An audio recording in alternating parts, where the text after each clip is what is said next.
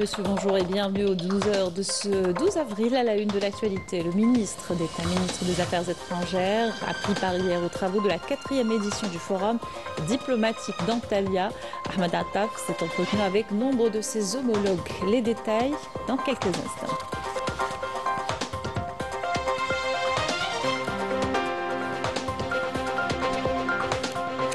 Le développement récent et accéléré au Mali constitue un indicateur de la situation préoccupante qui prévaut dans le pays et dans la région du Sahel. Les actions du chef de la transition déstabilisent le Mali et tout le voisinage.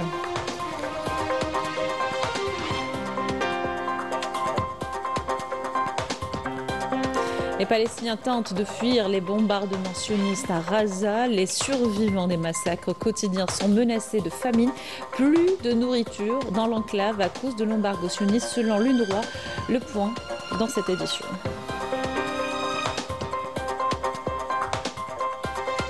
Et dans notre journal, gros plan sur ce système ingénieux d'irrigation, les Fogara, adoptés par nos ancêtres dans les oasis du Gourara au milieu des étendues désertiques. Elles sont aujourd'hui des témoins de l'histoire de la région. Reportage ce matin. Bienvenue à tous, heureuse de vous retrouver. Tout d'abord, mandaté par le président de la République, le ministre d'État, ministre des Affaires étrangères, de la communauté nationale à l'étranger et des affaires africaines, Ahmed Attaf a pris part hier aux travaux de la 4e édition du forum diplomatique d'Antalya. En marge des travaux, Ahmed Attaf a eu des entretiens avec le ministre des Affaires étrangères de la République du Soudan, le ministre des Relations internationales de la République bolivarienne du Venezuela, le Premier ministre, ministre des expatriés de l'État frère de Palestine, le ministre des Affaires étrangères et des Affaires des expatriés de la République du Yémen et le ministre des Affaires étrangères de la République de la Bosnie-Herzégovine. Et les développements récents et accélérés au Mali constituent un indicateur de la situation préoccupante qui prévaut dans le pays et dans la région. Le chef de la transition en manque de légitimité est prêt à tous les dépassements pour se maintenir au pouvoir, qu'il a d'ailleurs usurpé, poussant le Mali vers un avenir incertain et créant l'instabilité dans le voisinage. Salim Hamadi, Walid Yousfi. Au-delà des apparences et des discours véhiculés par la junte au pouvoir à Bamako, une réalité amère s'impose. Le Mali se dirige tout droit vers un gouffre politique, économique et sécuritaire, sous l'effet d'une gouvernance putschiste guidée par des agendas opaques, qu'ils soient financiers ou idéologiques.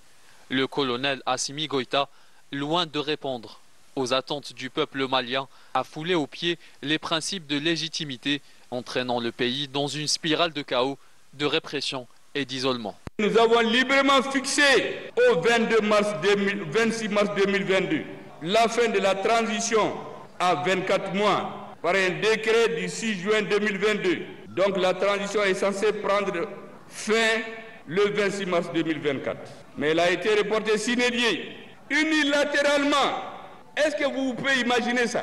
J'ai appris dans les médias que la transition a été reportée. La junte d'Assimi Goïta ne vise qu'à faire oublier l'illégalité de ce régime, les horreurs de ce régime et l'incompétence de ce régime devant la crise sécuritaire, devant l'effondrement économique et devant la déchéance morale et civilisationnelle du Mali. Assimi Goïta dans les armées sont devenus cannibales, mangent les gens. J'ai les images.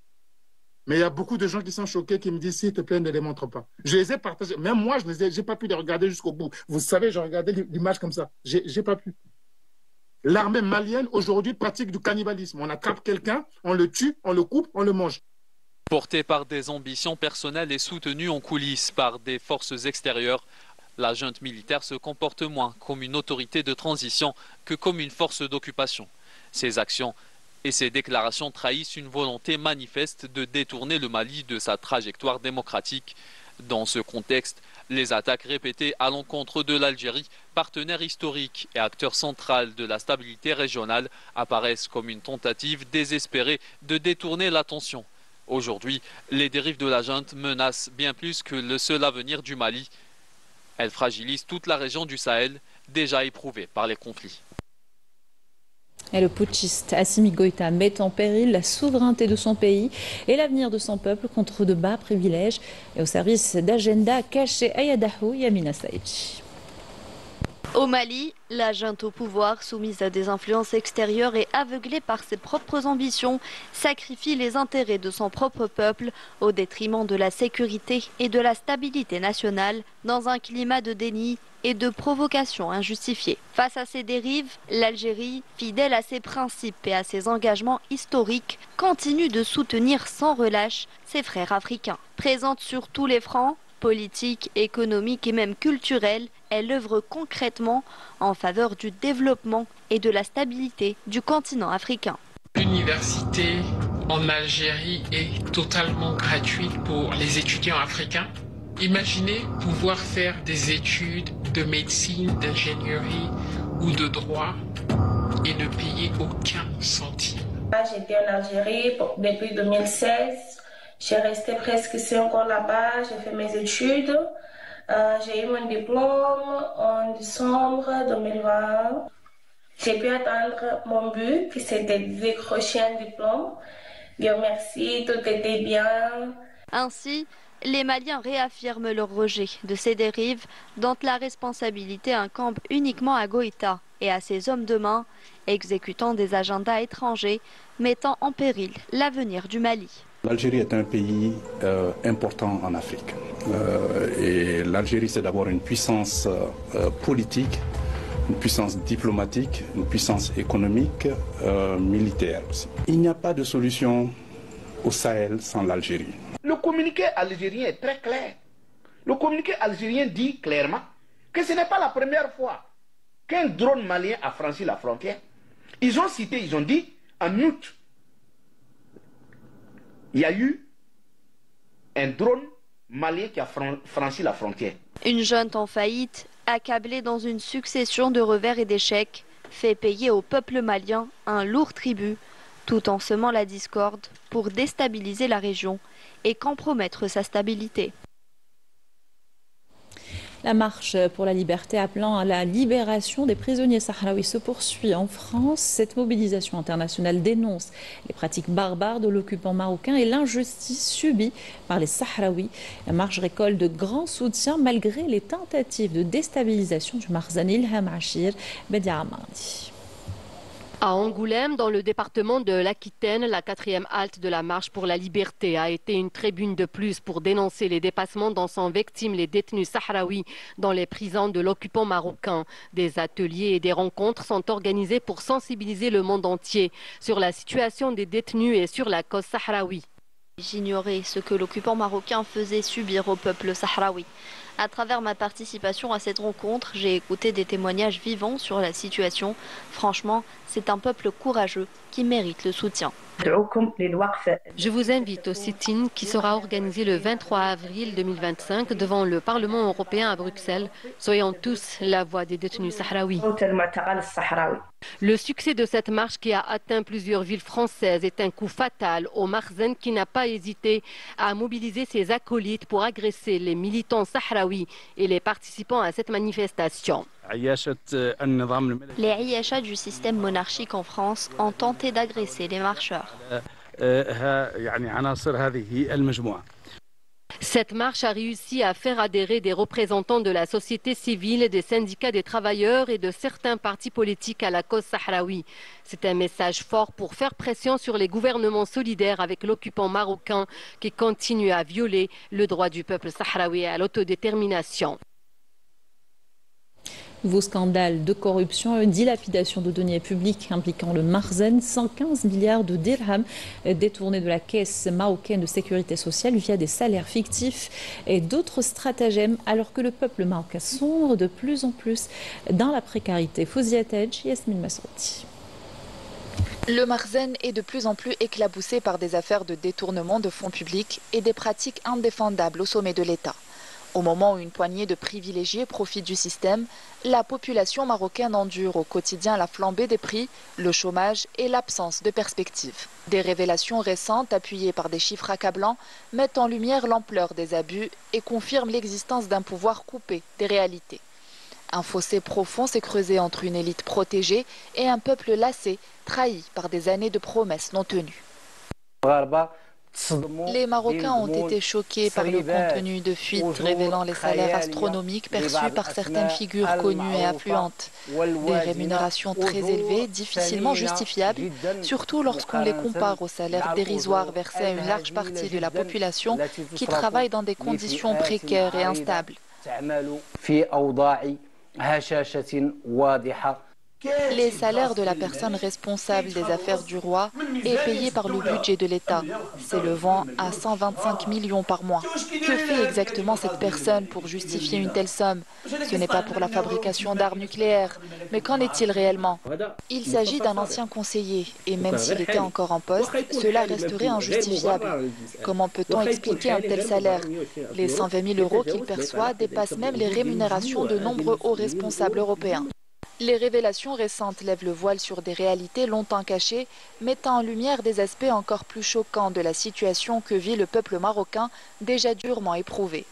Le Fonds de sécurité sociale, censé protéger les droits des citoyens, est aujourd'hui au cœur d'un scandale majeur après le détournement de 115 milliards de dirhams.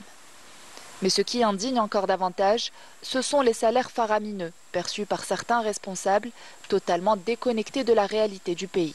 Des rémunérations qui pèsent lourdement sur le budget de l'État dans un climat de gaspillage et de mépris des citoyens et de leur avenir. Ce genre de vol organisé contribue directement à la ruine de l'État, vide les caisses publiques et pénalise les travailleurs à qui l'on vole leurs droits. À plusieurs reprises, nous avons alerté sur ces pratiques, notamment dans le secteur privé, où certaines entreprises détournent les cotisations sociales de leurs employés, les privant ainsi de leur protection et de leur avenir. Le régime a rompu tout lien de confiance avec son peuple. Il n'a jamais montré la moindre volonté de réformer ni instaurer de sanctions pour freiner l'injustice ou garantir les droits. Il a préféré laisser libre cours à la corruption, sans limite ni contrôle. Et à Gaza, au moins 3 Palestiniens ont été tués ce matin dans des bombardements sionistes. Des dizaines d'autres, dont une majorité d'enfants, ont été gravement blessés dans ces frappes qui ont ciblé Haït-Toufer dans le nord et El Mawassi à Khan Younes. Des carrés entiers d'habitation ont également été détruits, notamment à Rafah. Les Palestiniens tentent de fuir les bombardements et sont encore plus menacés par la famine. Il n'y aura bientôt plus de nourriture au sein de l'enclave, selon l'UNRWA. Majda Dahmoun. Alors que les familles palestiniennes s'accrochent au peu de ressources restantes pour survivre, les sionistes poursuivent leur barbarie à l'encontre des Gazaouis qui doivent faire face aux bombardements et aux expulsions forcées. À l'est de Gaza, des familles entières ont été chassées de leurs maisons, livrées à eux-mêmes dans une quête désespérée d'un abri sûr devenu quasi introuvable. Plus aucune zone n'est désormais épargnée des bombardements. Je n'ai pas où aller, je m'inquiète pour mes enfants. D'autant plus que leur père n'est plus là. Nous n'avons ni abri ni de quoi manger. Qu'allons-nous faire?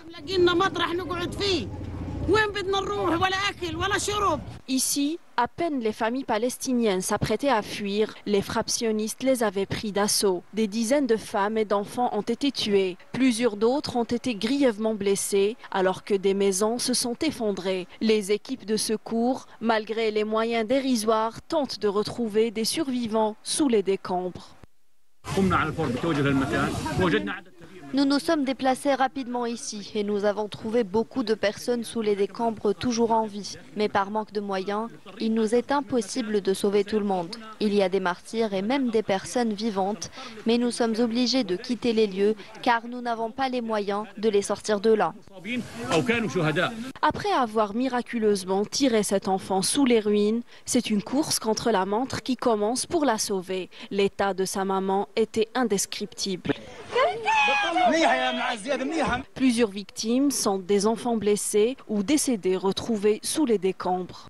Au moment où je suis arrivée à la clinique, ils étaient tous des martyrs. On n'a pas pu sauver tout le monde. Il reste beaucoup de femmes et d'enfants sous les décombres. Une situation plus que chaotique vécue dans la bande de Gaza. Des milliers d'enfants souffrent de famine et de maladies. Malgré les appels au rétablissement immédiat d'un cessez-le-feu et à l'accès des aides humanitaires sans entrave, l'occupant sioniste continue de bloquer l'entrée des aides vers l'enclave assiégée. Retour dans le pays, cette première, un salon national de la moto et des deux roues a vu le jour à Constantine. L'espace permet de présenter ce qui se fait de nouveau au niveau local. D'ailleurs, une cinquantaine de participants y exposent leurs produits, montrant l'exemple aux jeunes désireux de se lancer dans ce segment et à ceux de bénéficier, à d'autres plutôt, de bénéficier des différents mécanismes de financement. Reportage de Smaïl Belraïdia. Premier événement du genre, le Salon national de la moto à Constantine fut l'occasion de réunir les partenaires d'un secteur en pleine expansion.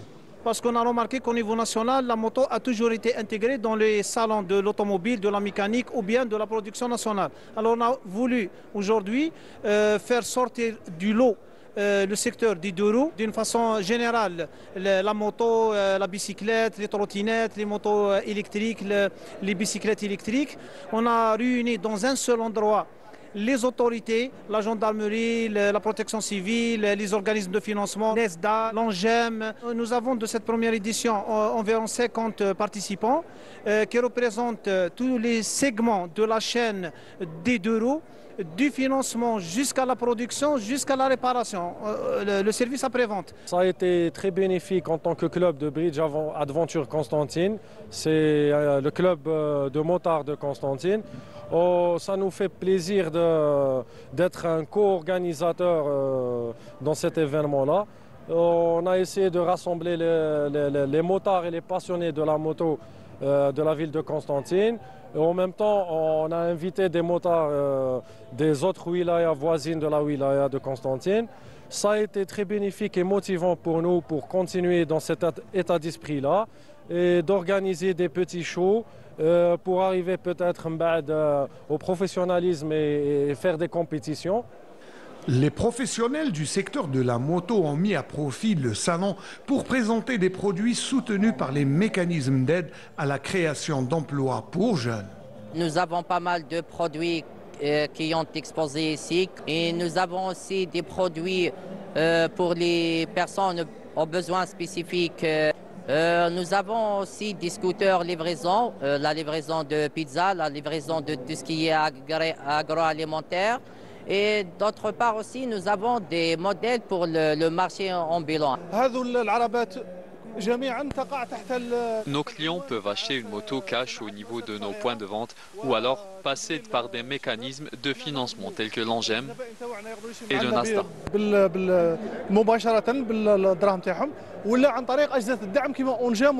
Nous sommes une entreprise d'équipement auto et moto spécialisée dans les matières plastiques. Nous fournissons tout ce qui est carénage, pièces plastiques, masques moto. On a aussi les produits Tana, c'est les mallettes, les casques et différents produits.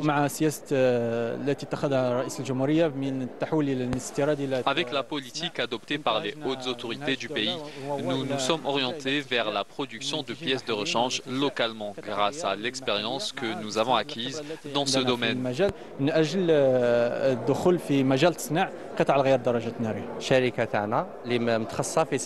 Notre entreprise est spécialisée dans la production des batteries pour motocycles et des batteries fonctionnant à l'énergie solaire. Avec une qualité, même les distributeurs.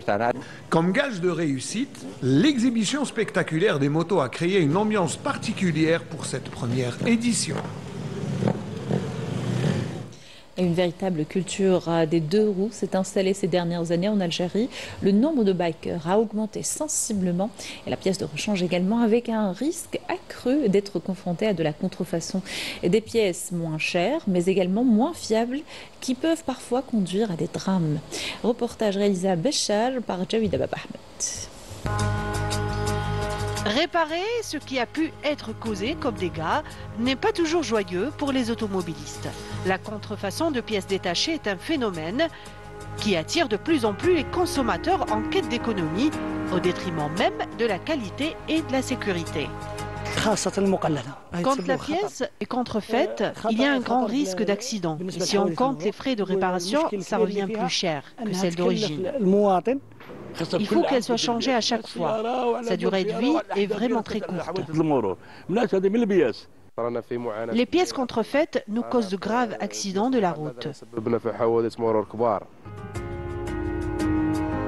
Contrairement aux pièces d'origine, qui sont sûrement plus chères, les contrefaçons ne répondent généralement pas aux normes de fabrication, en causant de graves dysfonctionnements du véhicule. La performance des pièces originales sont plus fiables que celles de contrefaites. Elle peut durer jusqu'à 4 ans. Pour moi, la contrefaçon est l'origine de 50% des accidents de la route. Je conseille les automobilistes d'acheter des pièces d'origine, surtout les plaquettes de frein et les pneus, et s'éloigner de ce qui est moins cher. Ça fait partie des mesures de leur sécurité.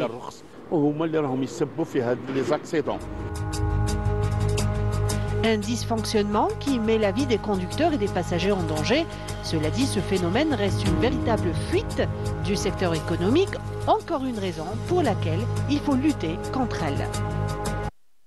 Le Festival national du couscous à Alger a débuté hier. Des professionnels et des amateurs des 4 coins du pays réunis pour 2 jours afin d'élire le meilleur plat de couscous. Les participants sont en compétition dans 5 catégories pour mettre en lumière ce patrimoine culinaire. Une mention spéciale a été accordée d'ailleurs à la ménagère hier. Reportage de Mela Safta. En Algérie, le couscous ne se consomme pas seulement, mais il se célèbre également. Des visiteurs, chefs et artisans se sont rassemblés pour honorer ce plat emblématique, inscrit au patrimoine immatériel de l'UNESCO, à l'occasion du premier festival du couscous algérien.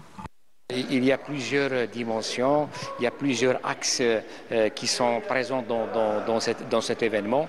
Il y a l'axe bien sûr d'exposition, il y a l'axe également d'animation, mais également il y a l'axe de conférence sur ce domaine. Il faut savoir que le couscous, donc c'est un patrimoine, et c'est un patrimoine également culinaire, donc et il fait partie du patrimoine immatériel, national et universel. Donc aujourd'hui, notre présence ici, c'est de mettre en valeur ce patrimoine national, c'est de le mettre en valeur à travers sa valorisation sociétale, sa valorisation économique, sa valorisation également environnementale.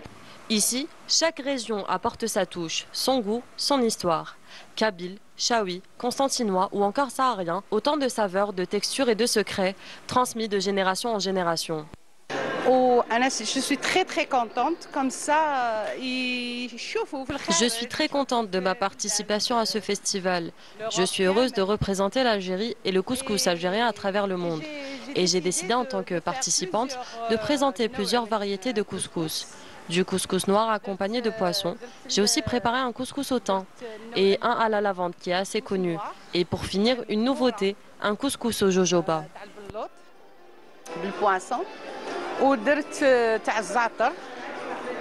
Le festival est aussi un espace de transmission et de partage entre démonstrations de roulage à la main et concours de la meilleure recette. Le couscous devient un prétexte pour rassembler, éduquer et faire vivre une mémoire culinaire. Donc c'est une première. On voulait bien sûr préserver le patrimoine algérien. Déjà, il est bien sûr le patrimoine de l'UNESCO. Et nous avons beaucoup de candidats qui représentent les 4 coins de l'Algérie. Donc, le sud et le nord. On a fait bien sûr la première tranche, la première étape, on a fait avec les ménagères. C'était magnifique. Où la Chia a bien sûr des candidats qui sont des hôtels, qui sont bien sûr des écoles de formation. Tout le monde participe bien sûr à ce projet, à cette première édition. Et en plus, le couscous, c'est familial. C'est algérien. Chaque vendredi, toutes les familles, soit l'Ara, soit le Janazet, un peu toutes les fêtes, on mange le couscous et on veut préserver ça. C'est important. Et bien sûr, c'est algérien, c'est pas autre. Donc là, nous avons toutes les régions de l'Algérie, des goûts différents. Comme j'ai constaté aujourd'hui, j'étais vraiment ému de voir, bien sûr, et de goûter des couscous de toutes les régions qui sont du sud, du nord, de l'est. Vraiment, dans une seule région, vous trouvez 5 ou 6 différents de couscous de toute qualité. La culture algérienne se dévoile dans toute sa diversité. Le public déguste, échange et découvre l'immensité de la culture et du patrimoine culinaire algérien. Ce festival qui sera un carrefour, une plateforme de partage, d'échange de notre culture et notre patrimoine, et notamment le couscous, ce plat qui est un plat de convivialité, d'hospitalité, qui réunissent tous les membres des familles algériennes. C'est un plat qui se prépare presque dans les 58 wilayas algériens, malgré la différence de sa préparation, même les ingrédients utilisés, etc. Mais ça reste un plat culinaire algérien qu'on doit préserver. Et puis c'est à travers des festivités pareilles qu'on insiste à le préserver et le transmettre, surtout pour les générations qui viennent. Au-delà du goût, ce festival célèbre l'identité et le vivre ensemble. Car en Algérie, partager un couscous, c'est bien plus que partager un simple repas. C'est ouvrir son cœur et raconter son histoire. Les ressources en eau et les changements environnementaux, thème d'une rencontre internationale à l'université Mohamed Tahré de Béchar.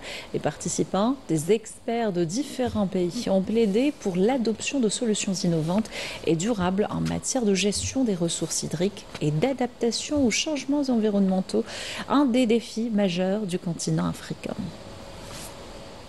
Et une solution adaptée aux étendues sahariennes a été adoptée justement par nos ancêtres pour une meilleure gestion de l'eau. Les Fougara, des étendues dans le Grand Erg occidental, plutôt très étendues dans le Grand Erg occidental, elles irriguent depuis plus de 1000 ans les oasis du Kourara. Plus qu'une installation hydrique, les Fougara sont aujourd'hui des témoins de l'histoire de la région. Reportage de Hamid Elboua. Dans l'espace saharien, la rareté de l'eau a orienté le choix des lieux d'habitation. Elle a également présidé au choix des cultures et des plantes adaptées à un tel écosystème. Les ancêtres avaient construit un système d'irrigation pour alimenter l'oasis en eau, la Fougara. Ce système permet aux cultures d'être abondantes, car la terre n'est jamais sèche. À Timimoun, un groupe de jeunes a eu l'idée de s'occuper d'une Fougara qui se trouve en pleine ville. Ahmed et ses amis la nettoient quotidiennement. Ça montre vraiment l'attachement qu'ils ont pour ce patrimoine. Ce n'est pas seulement un travail de nettoyage, mais aussi une forme de préservation d'un patrimoine très ancien. Ils veulent transformer cette Fougara en un bijou touristique.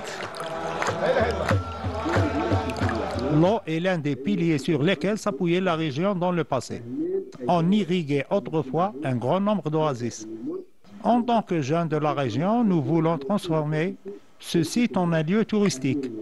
L'âge de cette Fougara dépasse les 6 siècles et sa longueur varie entre 7 et 8 km. Un de nos proverbes dit « Dans un pays où il n'y a pas d'eau, il n'y a pas de sécurité ». C'est vraiment admirable de voir des jeunes du Sahara prendre de telles initiatives pour sensibiliser les gens à l'importance de ces structures anciennes et pourquoi pas organiser des visites guidées autour de cette Fougara. S'investir dans la conservation des Fougara montre un profond respect pour l'histoire et les traditions. Il aide non seulement à préserver les sites, mais aussi à les valoriser pour les générations futures. Voilà qui termine notre journal. Merci de l'avoir suivi. Excellente journée sur Canal Algérie.